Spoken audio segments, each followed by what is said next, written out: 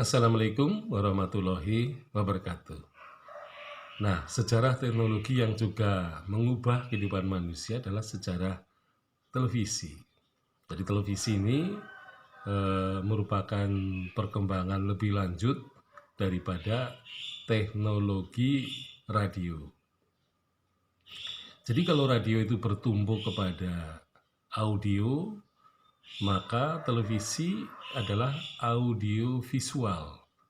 Artinya bertalian dengan suara dan gambar. Nah, tentu saja gambar ini menjadi faktor yang seringkali menghambat ya dalam komunikasi. Jadi gambar tentu saja harus direkam dalam bentuk film ya. Nah, kemudian diputar di dalam televisi. Nah, tentu saja siaran televisi seringkali terganggu manakala gambarnya tidak muncul ya.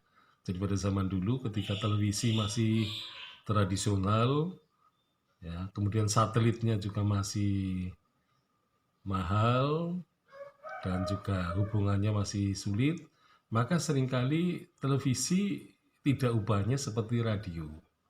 Jadi yang terdengar hanya suaranya saja, tetapi gambarnya tidak ada. Karena memang untuk menyiarkan gambar, maka harus disiapkan rekaman-rekaman gambar. Dan seringkali rekaman gambar tidak sesuai dengan beritanya. Nah, ini seringkali yang terjadi. Kecuali siaran langsung. Dan siaran langsung pun ada batasnya ya. Jadi misalnya seringkali mengikuti siaran langsung pertandingan bulu tangkis Piala Thomas misalnya, sampai tahun 1982 saja Indonesia juga mengalami kesulitan kalau pertandingannya diselenggarakan di Eropa. Tentu saja waktu ya, waktunya seringkali tidak cocok karena pertama kemungkinan menyewa satelitnya akan lebih mahal, dan ketika batas penyewaan itu habis, maka siaran langsung yang belum selesai bisa diputus secara tiba-tiba. Itu ketika dunia pertelevisian masih katakanlah masih sangat tradisional gitu ya. Jadi suara seringkali tidak muncul. Suara tidak muncul ya di layar televisi, tetapi yang muncul adalah gambar titik-titik ya. Orang seringkali mengatakan sedang hujan ya. Nah, jadi salah satu kelemahan televisi adalah bagaimana informasi gambar itu bisa sampai dengan cepat. Nah, tentu saja pada zaman sekarang pertelevisian akan lebih mudah ya, karena gambar-gambar itu bisa dengan mudah dan cepat diakses. Jadi kalau pada zaman dulu, kalau kru televisi tidak melakukan pengambilan gambar tentang misalnya situs sejarah, kehidupan masyarakat di pasar, di kota-kota gitu ya, maka koleksi gambarnya tentu saja sangat terbatas. Jadi kalau ada banyak koleksi gambar, maka televisi tentu akan bisa menyiarkan secara efektif dan efisien. Jadi sejarah pertelevisian yang kita alami itu tentu saja harus memasang antena yang sangat tinggi. Jadi pada tahun 70-an, rumah Dr. Gumbrek ya, di Kota Banyumas itu mempunyai televisi, terlihat dari adanya antena yang mungkin tingginya bisa sampai 10 meter. Ya, harus tinggi karena kalau tidak tinggi maka gambar dan suara tidak bisa ditangkap gitu ya. Tetapi ternyata tingginya antena itu membuat rawan juga karena bisa tersambar petir.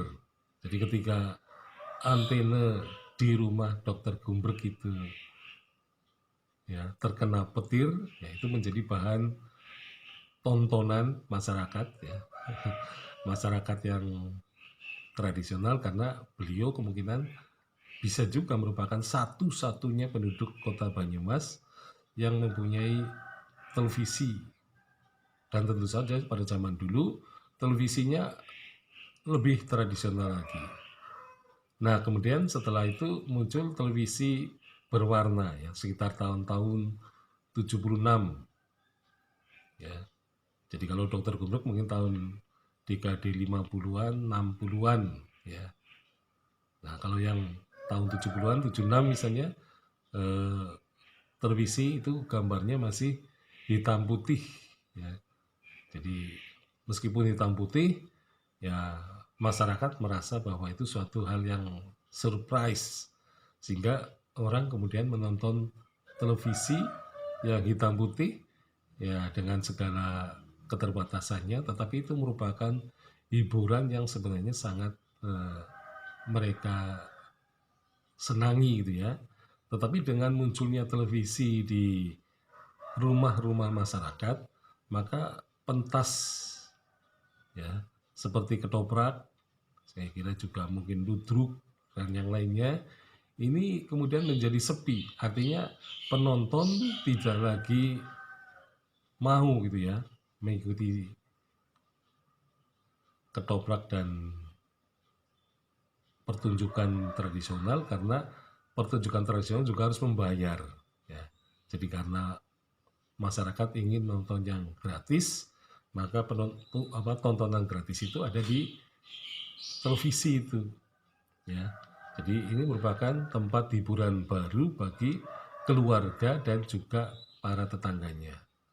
Sekian, assalamualaikum warahmatullahi wabarakatuh.